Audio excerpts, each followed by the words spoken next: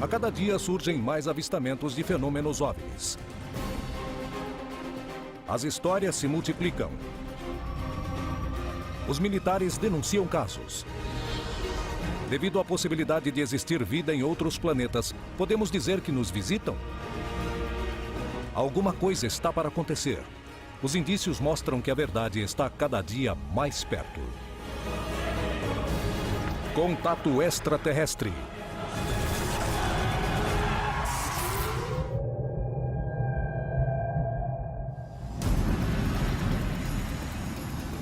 Argentina, 1995.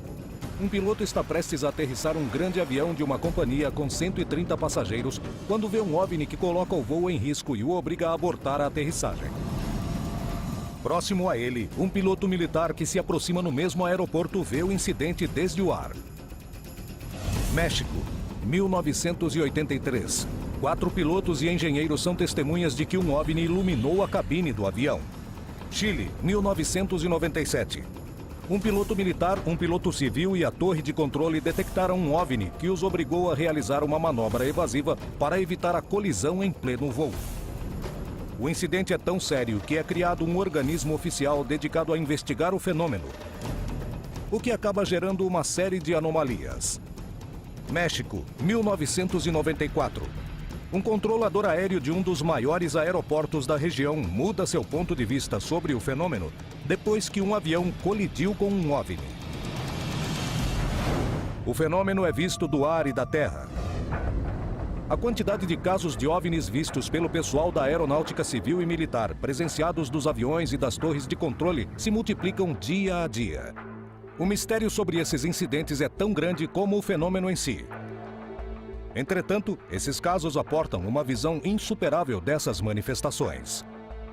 Se trata de testemunhas privilegiadas que sabem observar os céus e permitem ter um acercamento único desse fenômeno.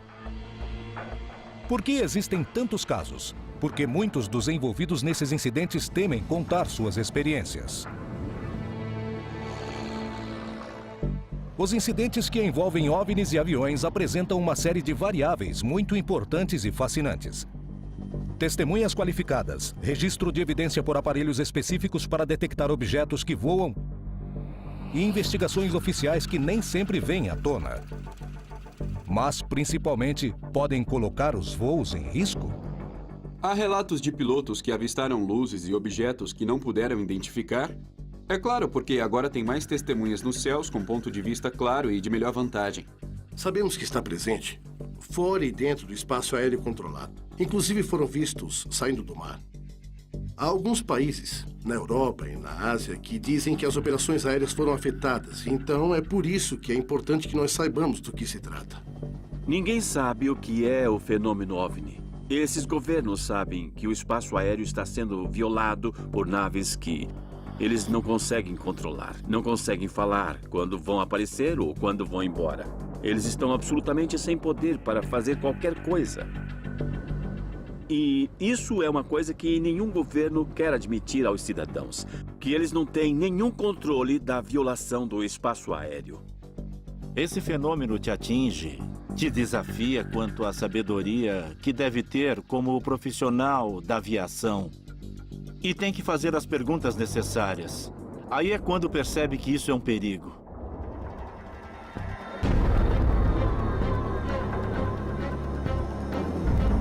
A gente fala com os pilotos na sala da equipe quando a gente entra, especialmente com os ex-militares.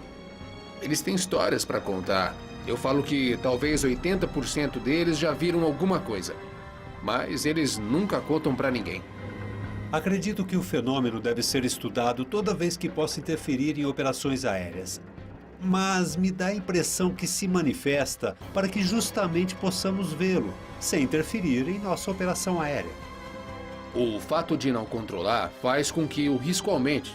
Então eu vou, mas há objetos em minha rota de voo que ninguém tem controle, domínio sobre eles. É um absurdo, não? Íamos com um avião, acendíamos e apagávamos as luzes. Com o OVNI, e ele reduz a dimensão da luz, ficando uma luz plana e fina.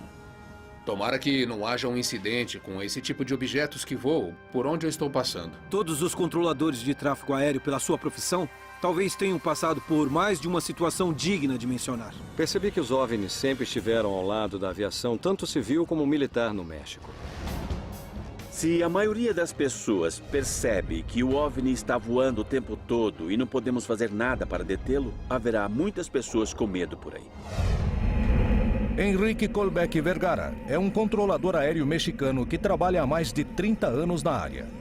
Entretanto, foi a partir de uma experiência a qual um avião colidiu com um OVNI, quando ele mudou para sempre sua visão a respeito do fenômeno que os cidadãos mexicanos denunciam quase diariamente, abordando-o desde um enfoque de segurança aérea. Antes eu não prestava atenção no fenômeno. Era algo muito distante, como normalmente nós humanos fazemos, até que algo me aconteceu e me fez refletir. Enrique Colbeck Vergara é controlador de tráfego aéreo em um dos maiores e mais movimentados aeroportos do mundo. Naquela época eu controlava uma aeronave que fazia um voo doméstico de Guadalajara para a Cidade do México. Era um DC-9. E meia hora antes que essa aeronave chegasse à área terminal da Cidade do México, tínhamos recebido várias ligações de várias pessoas que estavam vendo um objeto que estava sobrevoando o edifício. Um investigador do fenômeno OVNI também obteve essa informação e decidiu subir a um terraço próximo para tentar captar o OVNI com sua câmera. Não vi absolutamente nada. Até às 8, 9 da noite. No transcurso da noite, pude ver um objeto acima do Hotel do México. Era um objeto luminoso. Nós éramos os únicos que não sabíamos deles. O capitão Raimundo Cervantes Ruano se aproximava de um avião DC-9 e não tinha visto as luzes que sobrevoavam o lugar. Me aproximei ao máximo para aterrissar e acionei o trem de pouso. No transcurso que o trem de pouso vai baixando, eu sinto um impacto debaixo da cabine e imaginei que provavelmente um pneu tinha furado ou algo tinha acontecido com o trem de pouso. Declarei estado de emergência porque acreditei que foi atingido por um helicóptero desses de telejornais que ficam sobrevoando a Cidade do México.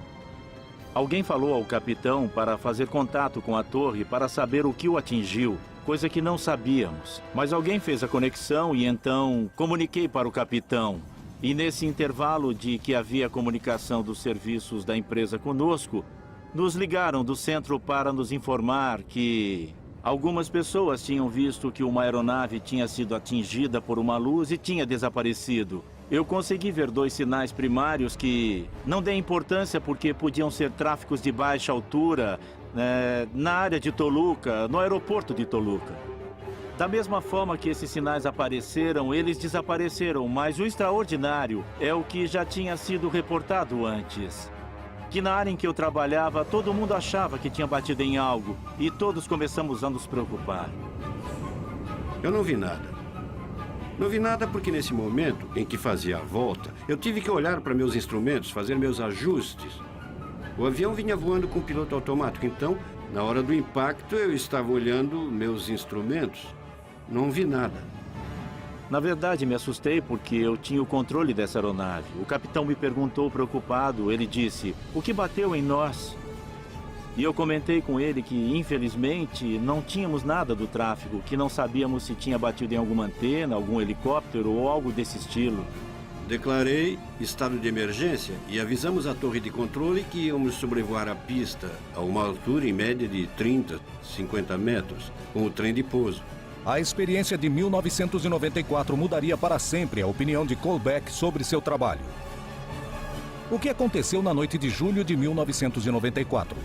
Contra o que o avião bateu? O que as câmeras registraram? E os peritos da aeronave? Nos aeroportos civis e militares, os pilotos e controladores aéreos denunciam incidentes os quais não têm nenhuma explicação. A partir dos seus testemunhos, criaram órgãos dedicados a investigar o fenômeno OVNI. O que os motiva a estudá-los? Os pilotos e controladores são testemunhas qualificadas? Por quê? Bem, porque para nós, os relatórios dos pilotos, dos engenheiros, de controladores de voo, de mecânicos ou tripulantes são muito importantes, porque são pessoas treinadas para ver o céu, para entender fenômenos atmosféricos. que conhecem física, meteorologia, portanto é bastante difícil dizer que presenciam algum fenômeno natural como um OVNI. Por isso, os pilotos para nós são testemunhas-chave.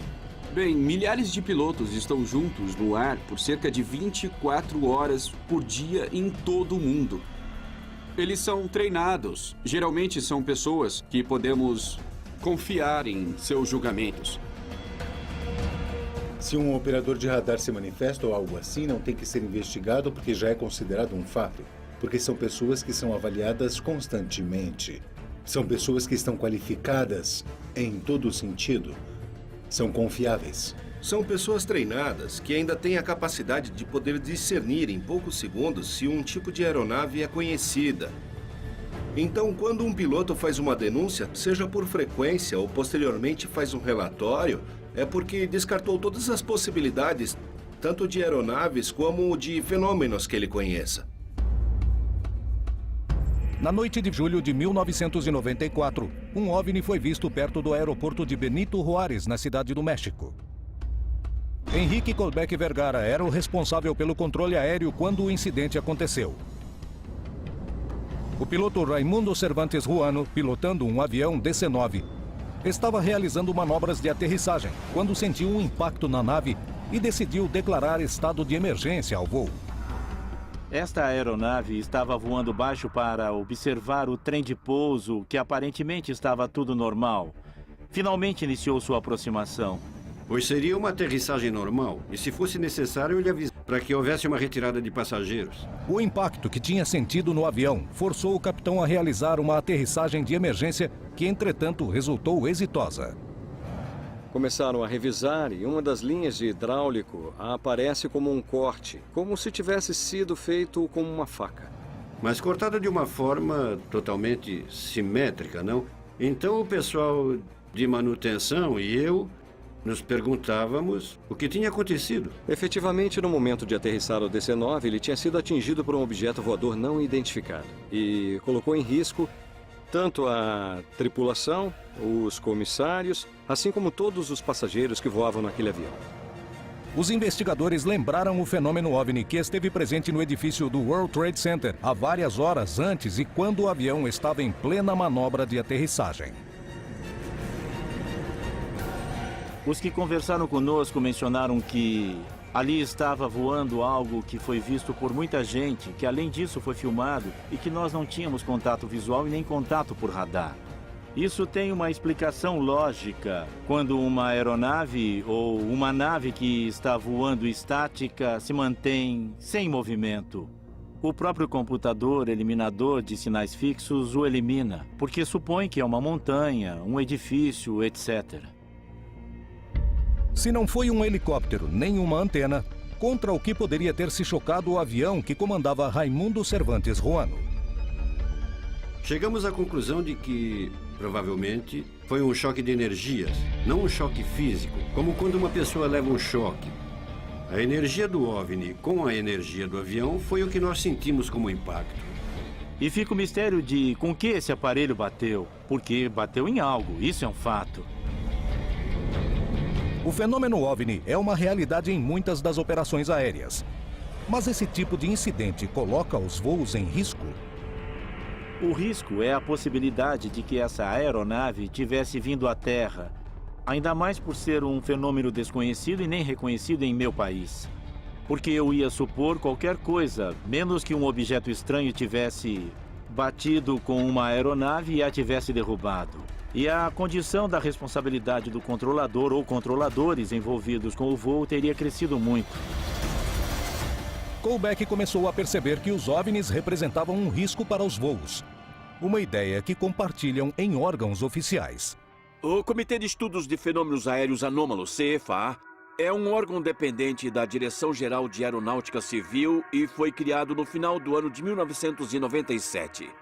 Cuja missão é recopilar e analisar todos os relatórios antecedentes que tenham a ver com fenômenos aéreos anômalos e que cheguem a, digamos, a estado de investigá-los posteriormente, realizar um relatório para que fique à disposição de qualquer um. Quantos desses casos se tratam realmente de objetos não identificados?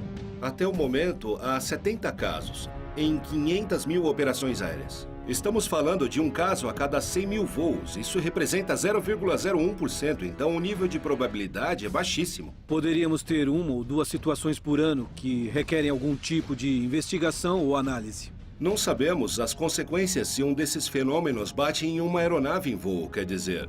Podemos falar claramente de um acidente com vítimas fatais. Então, se falamos da gravidade, poderia ser gravíssimo. O fenômeno aéreo anômalo é real. Nossa missão específica é ver se isso poderia afetar as operações aéreas. Hoje, o CFA tem ao redor de 300 casos e 5% não tem explicação lógica nem racional, então passam a ser um fenômeno aéreo não identificado. A estrutura militar aplicada à investigação dos casos permite que os especialistas e cientistas possam ter um controle estrito e controle das denúncias. Dentro dos 32 milhões de quilômetros quadrados que controla a direção aeronáutica civil, nós sabemos exatamente as conversas que há entre os pilotos e os centros de controle. E os pilotos reportam coisas que vêm. Qualquer situação que seja reportada, tanto pelos nossos controladores ou pelos usuários pilotos, imediatamente é informado à CFAA e continua o procedimento habitual.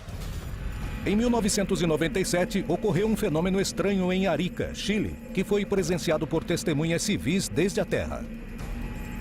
Arica teve vários relatórios nos últimos dias de março do ano de 97. Estamos falando de 30 e 31 e esse caso ocorreu no dia 2 de abril com um avião militar. Um piloto se aproximando do aeroporto de Arica, um avião militar, vê as luzes e isso fica gravado perfeitamente. Tem um comportamento bastante irregular e que poderíamos dizer que algo aconteceu. Essa noite eu estava dando instruções a um aluno. Nos primeiros 20 minutos não aconteceu nada de especial. Eu diria que depois de meia hora foi quando tive o primeiro avistamento, enquanto fazíamos as viagens à região oeste da cidade, que é a parte mais escura, e não a região mais iluminada da cidade. O piloto pediu ao mecânico e ao aluno que o acompanhavam na cabina que prestassem atenção ao que viam. Na terceira volta, quando o controlador me chamou, ele me perguntou se eu tinha visto algum objeto estranho, já que tinha recebido várias ligações da cidade, contando que estavam vendo um objeto estranho voando sobre a cidade em direção ao mar. Quando ele me consultou, eu inicialmente respondi de forma negativa, apesar de tê-lo visto. Mas quando ele me disse que ligaram para ele da cidade, sinto que foi uma grande coincidência com as pessoas que estavam ligando desde Arica.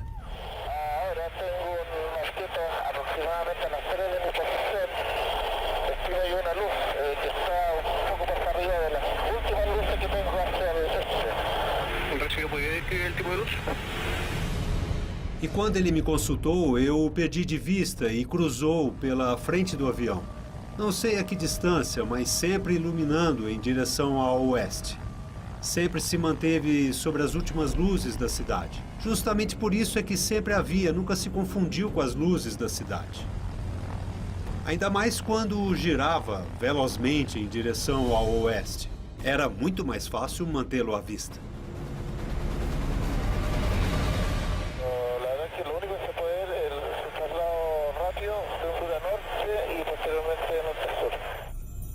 Esse fenômeno permaneceu por muito tempo, eu diria que uns 30 minutos, ou seja, não durou 3 ou 4 minutos. Sempre foi uma cor amarelo-âmbar, com deslocamentos de direção e velocidades diferentes.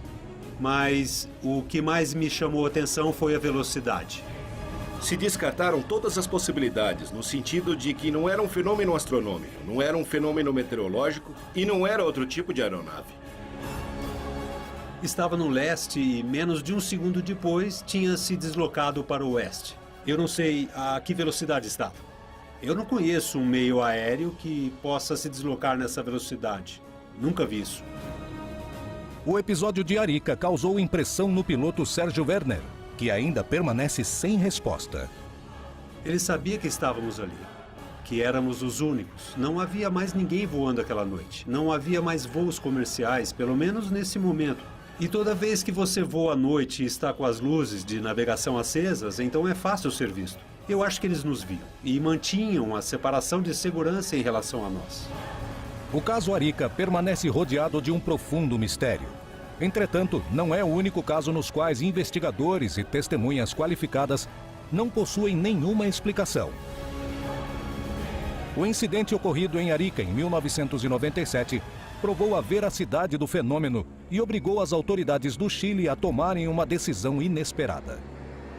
A direção da aeronáutica redigiu uma declaração indicando que, efetivamente, pessoal aeronáutico e pessoas da cidade tinham visto um fenômeno bastante estranho, que não tinha relação com uma atividade aérea naquela hora e que estava realizando as investigações desse caso. Passaram 9 meses e a direção da aeronáutica então decidiu começar a investigar isso. E então, no final do ano de 1997, foi criado o Comitê de Estudos Aéreos Anômalos. A partir desse trabalho da CFAA, outros pilotos e controladores se animaram a contar suas experiências e apresentar evidências de fenômenos OVNI, revelando que o fato ocorreu há décadas. O que as autoridades descobriram? O que ocorre nos céus do continente? O fenômeno OVNI é um risco real para os voos? O que há por trás desses incidentes?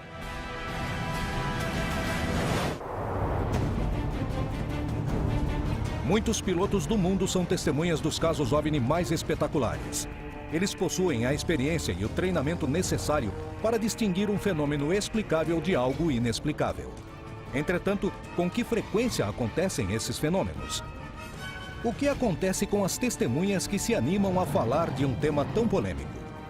Muitos especialistas não falam sobre esses temas por causa do simples medo de ser ridicularizado e perder o emprego, por causa do que aconteceu. Infelizmente, há muitos poucos pilotos no mundo que querem arriscar a credibilidade e carreira pelo assunto, o que é uma verdadeira vergonha. A maioria deles, junto com o público, não tem tempo para estudar muito para quantas provas há em todos esses anos do que realmente está acontecendo. Um piloto de verdade sabe que o que diz tem que estar bem fundamentado, porque pode colocar em perigo a sua própria integridade profissional. Com cada companheiro que voava, eu tocava no assunto. Ou o assunto surgia e muitos me contavam suas experiências. Os pilotos foram censurados por muitos anos, porque aquele que denunciava um fenômeno aéreo anômalo fazia papel de ridículo. É claro que eu tinha que ter algum tipo de prova. E eu não estou falando apenas de luzes incomuns que voam. Outra coisa que me permitiu ou me manteve por todos esses anos é arriscando minha carreira. A ufologia aeronáutica trabalha em função do risco que significam esses eventos ou esses fenômenos. Um dos objetivos que nós pretendemos vencer é esse preconceito. Damos conferências com frequência para criar consciência de que se atrevam a falar e se atrevam a dizer o que vem. A denúncia que pilotos e controladores aéreos realizam sobre fenômenos OVNI que ocorrem ao redor dos voos civis e militares se tornou tão real que em muitos países foram criados organismos oficiais que os investigam. O que atravessa o espaço aéreo da região? Nosso controle sobre o espaço aéreo é precário? O que há por trás desses casos? A que conclusões a CFAA chegou? O caso Pelicano é um dos mais importantes que foi investigado pelo órgão oficial e que, entretanto, ainda carece de uma explicação sobre o que aconteceu. O caso Pelicano é um caso que aconteceu no ano de 79.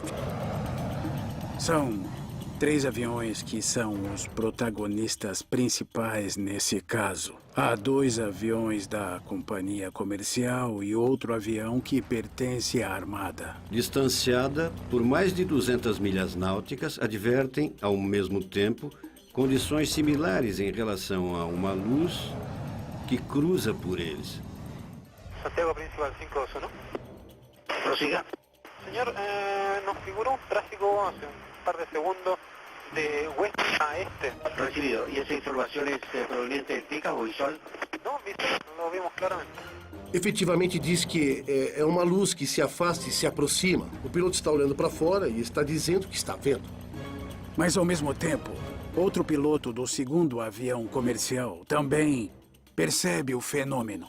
Sí, afirmativo, el 169 también lo tuvo a la vista. Al parecer fue un elemento que ingresó a la atmósfera. Recibido. A denúncia mais importante foi feita por Alfa Pelicano, uma aeronave da Armada do Chile.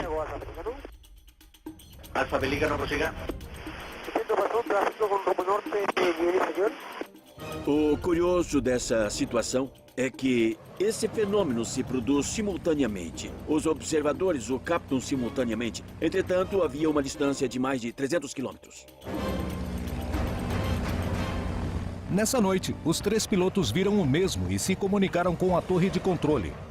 Cada um em uma frequência diferente, sem se ouvirem entre si. Da torre de controle foi informado que não havia nenhum tráfego extra na região e que não existiam leituras estranhas nos radares. Como é possível estabelecer se o caso não foi um erro? O que aconteceu nessa noite?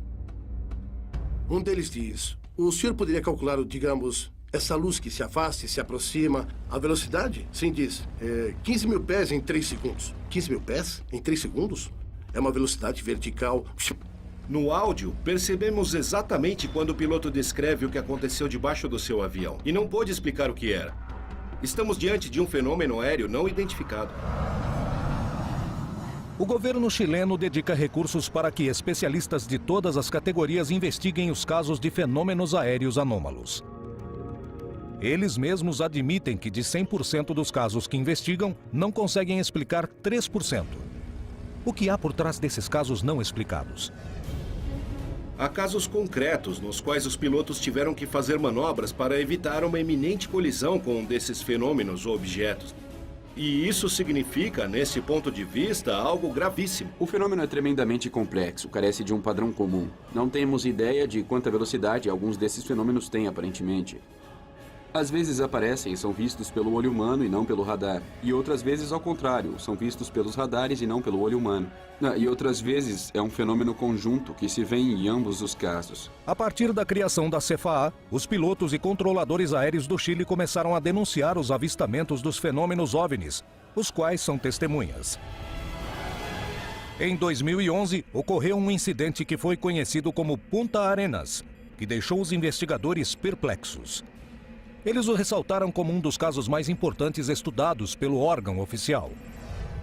Há a denúncia de um tráfego que, em primeiro momento, não foi observado pelo radar. E, posteriormente, vem um segundo tráfego de Puerto Williams até Punta Arenas e o radar do centro de controle percebeu o fenômeno, anunciado 20 minutos antes. O radar primário capta o sinal, manda uma advertência para o piloto e diz: há um tráfego às 12, ou seja, a distância de 4 milhas. 4 milhas na velocidade dos aviões atuais é muito pouco tempo. Ou seja, por quase 1 minuto e meio poderiam ter batido. A partir do relatório do piloto, a torre de controle decidiu monitorar o fato desde o radar. Información de tránsito desconocido de acuerdo a observación radar primario a las 12, 4 millas, evolucionando en el sector intermedio de Porvenir y Punta Arenas, altitud desconocida, desplazamento lento e errático. O que o radar detectou? Poderia se tratar de uma falha ou um defeito técnico? Esse objeto tinha o formato de uma nuvem, tipo uma nuvem lenticular, que se deslocava em direção contrária ao vento, e com muita velocidade. O sinal não ressalta nas nuvens, em si ressalta em algo que seja tangível. Bem, aí o radar o captou. Aí temos um caso onde um piloto também tem que fazer uma ação evasiva para não bater ou estar muito próximo a algo que se encontra às 12 da sua posição, ao mesmo nível e que não sabe o que é. O incidente de Punta Arenas é um dos poucos que parecem não ter explicação científica, segundo as próprias autoridades admitem. Mas o que há por trás desse tipo de episódio? Nesse caso, não poderíamos dizer que poderia se tratar de um objeto não identificado. Os voos civis e militares parecem vulneráveis, apesar dos órgãos oficiais não apresentarem uma resposta definitiva a respeito. Em 1995, Jorge Polanco, um piloto civil argentino, foi uma testemunha de um evento OVNI que foi confirmado em terra pela torre de controle. E do ar pelo piloto militar Sipuzak, que a bordo de um avião militar viu o desenvolvimento dos fatos. Esse dia, o voo era Aeroparque, cidade de Bariloche. Tínhamos 130 passageiros. Quando Jorge Polanco se aproximava de seu destino, soube que havia alguns incidentes em terra. Bariloche nos disse: acabamos de ter uma queda de energia na cidade inteira. Mas o aeroporto está capacitado, preparado para operar com um gerador de energia própria para esses casos. Nos autoriza o procedimento de descida. Quando chegamos à vertical do aeroporto, começamos a fazer o que se chama manobra de afastamento. Foi onde uma luz nos chamou a atenção. O comandante Ruben Adolfo Sipuzak se encontrava em um avião militar a 35 milhas do aeroporto, esperando seu turno para aterrissar. Ouvimos umas conversas que o piloto da companhia disse para a torre de controle que estava observando um tráfego. E a torre respondia que não tinha nenhum tráfego relatado. Até esse momento, os dois aviões e a torre de controle acreditavam que estavam vendo uma nave com problemas de comunicação ou um voo furtivo. Pensávamos que era uma aeronave que estava realmente sem comunicação. E o que eu sei é que, à medida que nos aproximávamos do aeroporto de Bariloche, nós três que tripulávamos o avião começamos a prestar mais atenção e tentar olhar pela janela, para fora, para ver o que víamos. Rapidamente, Polanco notou que havia algo fora do normal. Então começamos a dar sinais de luz.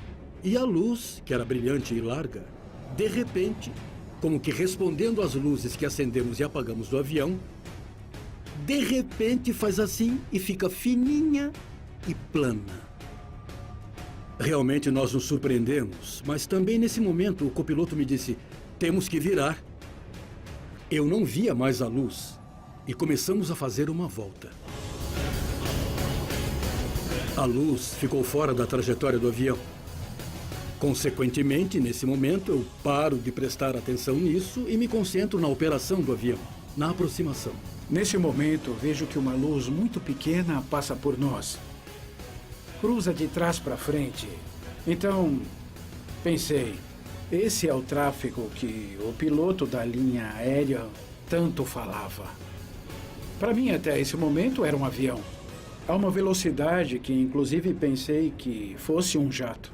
Enquanto isso, Polanco continuava com as manobras de descida para aterrissar o Boeing. Ergui a vista, olhei para a direita e vi uma nave se aproximando devagar para fazer, eu diria, a formação de aproximação na descida. E se aproximou devagar, até ficar praticamente alinhada com a ponta da asa e com um diâmetro de quase 30 metros. A nave era toda escura, tinha um tipo de reflexo verde muito especial. Tinha uma saliência na parte superior. Era de uma cor alaranjada e parece que produzia um som de respiração. Pedi ao primeiro oficial que informasse a torre que tínhamos uma nave. E o controlador nos responde que ele vê uma luz, mas não sabe do que se trata. Em um momento, quando estávamos muito perto da aterrissagem, o aeroporto ficou totalmente às escuras. Ante a escuridão total do aeroporto, Polanco abortou a manobra de aterrissagem para começar uma evasão que salvasse o avião e seus passageiros. E não podemos comunicar a absolutamente ninguém o que faríamos, porque, pela falta de energia, não tínhamos como falar com a torre e nem a torre tinha como falar com a gente. O OVNI se movimentava a uma velocidade fantástica em linha reta até o centro do lago Nahuel Huapi e depois subiu a uma altura que eu nem imaginei que ele pudesse. Quando olhamos para baixo, vimos uma luz parada lá na frente. Parecia que estava esperando o avião da companhia terminar a sua volta. O voo de Polanco transportava uns 130 passageiros e a energia do aeroporto tinha caído, obrigando-o a abortar a aterrissagem. O OVNI parecia acompanhar seus movimentos, causando preocupação. O que aconteceu nos seguintes minutos? O que aconteceu com o voo?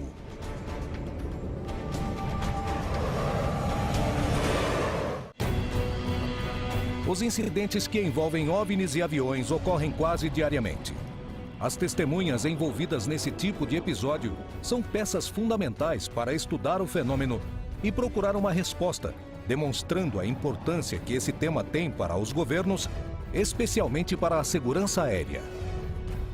No Reino Unido e na Europa, o assunto ainda é muito ridicularizado, ao contrário da América do Sul, onde muitos países sul-americanos estão muito mais abertos à ideia de que os ETs estão aqui e são reais. Estados oficiais como o CFAA e outros comitês como o CRIDOVNI no Uruguai e o NARCAP nos Estados Unidos e uma série de outros comitês ao redor do mundo que investigam seriamente este fenômeno. Honestamente, não acho que essas agências satisfaçam completamente a investigação do fenômeno OVNI de maneira pública. Eles somente cuidam dos casos aeronáuticos e esses casos são só uma parte do fenômeno OVNI. A comunidade científica não se aproximava do fenômeno OVNI porque tem tanta gente falando sobre isso, tem tanta especulação, que isso pode comprometer sua importância. Na noite de 31 de julho de 1995, o piloto Polanco fazia uma manobra evasiva, porque tinha acabado a energia no aeroporto segundos antes de aterrissar. A operação, que já era arriscada, ficou mais complicada quando um OVNI pareceu voar em formação com o Boeing que o experiente piloto comandava. Apenas a 35 milhas dos dois e esperando para aterrissar, o piloto militar Sipuzaki e sua tripulação presenciavam o incidente muito surpresos. Iniciamos uma volta subindo e quando eu estava virando, eu o detectei novamente no meio da manobra. Eu o vi de novo e pensei comigo mesmo: estão nos seguindo, o que é que eles querem? Ou seja, pensamos mil coisas e, na verdade, podemos controlar as nossas emoções, mas realmente era preocupante. Peguei meu microfone e avisei pela primeira vez a torre de controle que vimos um tráfego que passou por baixo da gente. Subiu rapidamente na vertical e estava estacionado em frente ao avião da Aerolíneas Argentinas. No princípio, vivemos como se fosse um sonho e depois percebemos que é uma realidade. E a realidade era que estávamos com um avião de 70 toneladas com 130 passageiros e o cenário era real. Nivelamos a 10 mil pés e aí começamos a voltar para o aeroporto. E o OVNI ficou debaixo de nós e começou a acompanhar novamente até a vertical do aeroporto. E aí, ambos começam a vir no mesmo sentido que nós. Eles em direção ao aeroporto e nós já havíamos passado a vertical, afastando-nos do aeroporto. Aquela luz que acompanhava o avião da Aerolíneas, que estava diretamente na direção do nosso voo, eu tinha dúvidas de que altura ela estava. Inclusive, eu senti muito medo naquele momento. Eu imaginei uma colisão e a gente caindo como um papelzinho picado no lago Bariloche. E naquele momento, o comandante Gaetan inclinou o avião, tentando sair do caminho, porque vinha de frente sem sabermos a qual altura ele estava. Quando ele inclinou o avião, o mecânico pôde observar pela janelinha o que passou debaixo de nós, colado ao avião. E ele disse o que aconteceu. Ele viu uma luz do tamanho de uma unha do dedo polegar, cor âmbar. Nós continuamos com o procedimento de aterrissagem e assim chegamos à pista do aeroporto. Na verdade, ficamos todos calados. Estávamos muito inquietos pelo que acabávamos de passar. Assim que aterrissaram, Polanco conversou com as autoridades do aeroporto, que comentaram o ocorrido. Já em terra, os pilotos redigiram um relatório detalhado sobre o que havia acontecido. Nosso caso em particular foi muito real, porque, além disso, foi visto por um avião militar que estava acima do nosso, da terra pelo pessoal do aeroporto e do avião. Como é possível que dessas três áreas, com formas diferentes de visualização, seja vista a mesma coisa? Não tem como nós três errarmos com o que estávamos vendo. Eu simplesmente vi uma luz, mas fiquei preocupado porque eu acho... Quer dizer, tenho certeza de que os movimentos eram inteligentes. Foi preocupante porque estávamos enfrentando coisas desconhecidas. Os fatos testemunhados no incidente de Bariloche fazem parte de uma longa lista de eventos similares. O que faz com que o testemunho de pilotos e controladores seja tão confiável para as autoridades?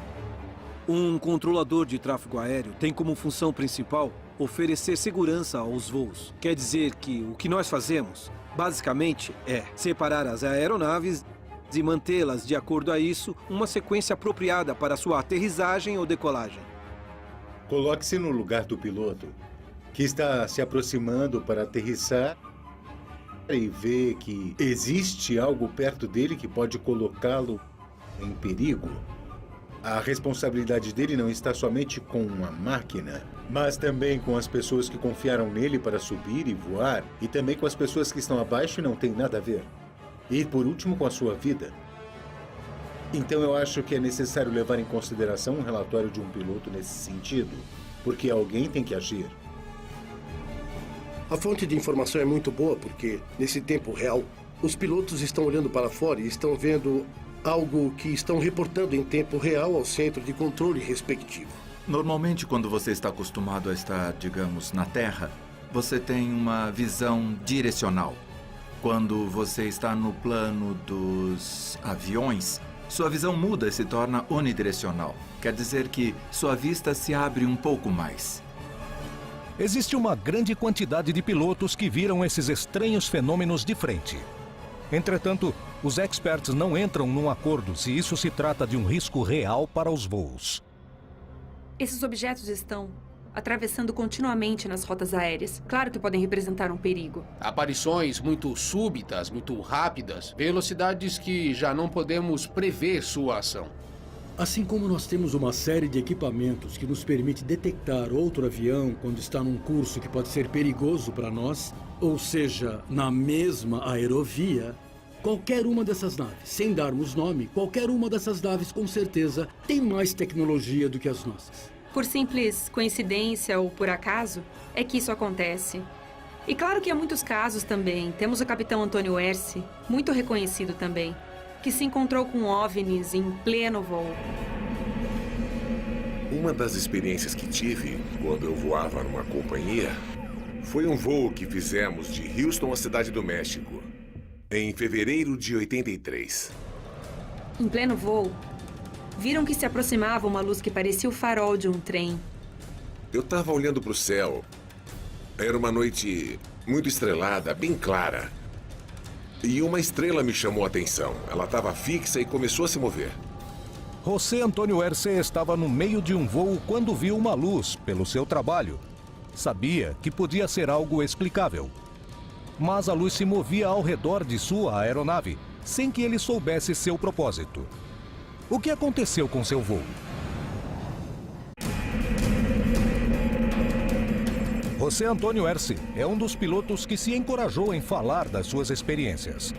Em 1983, estava dentro de uma cabine de avião com destino à Cidade do México, quando viu com o resto da tripulação uma estranha luz no céu.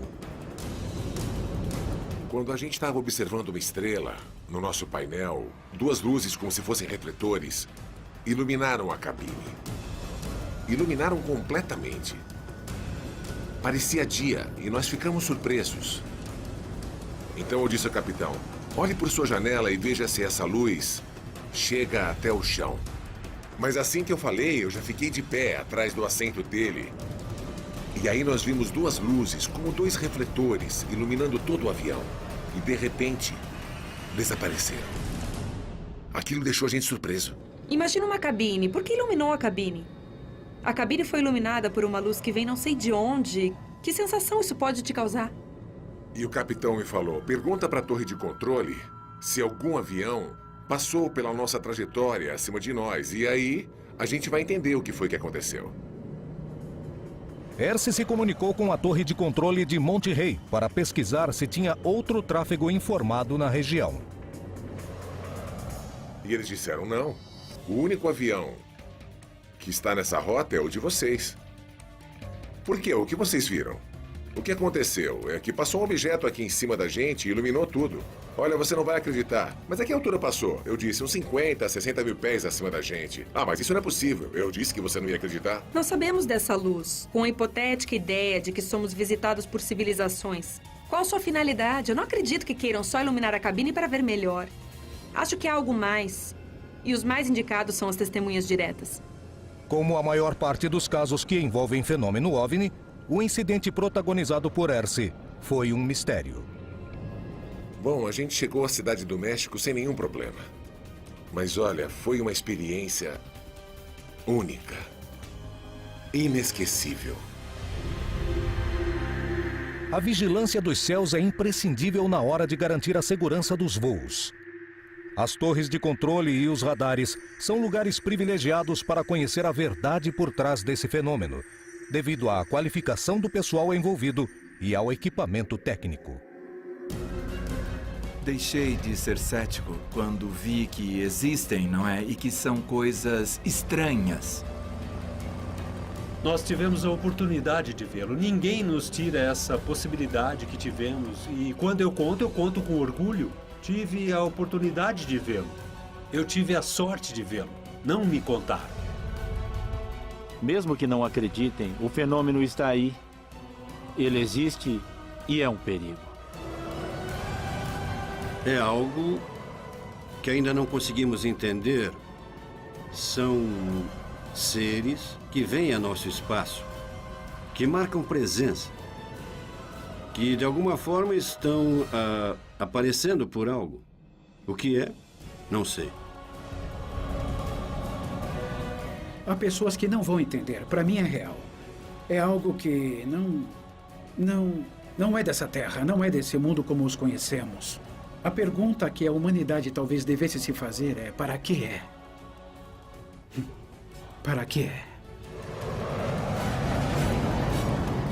Os pilotos e controladores são testemunhas privilegiadas e são fundamentais na hora de indagar o fenômeno OVNI. O que se esconde por trás desses avistamentos? Por que existem tantos casos ao redor das bases militares e aeroportos? Estamos sendo visitados? Ou simplesmente ainda não temos explicações científicas para esses incidentes? A verdade está próxima. As respostas parecem cada vez mais concretas. Entretanto, uma das grandes perguntas da humanidade continua sem resposta. Estamos sendo visitados por seres de outros mundos?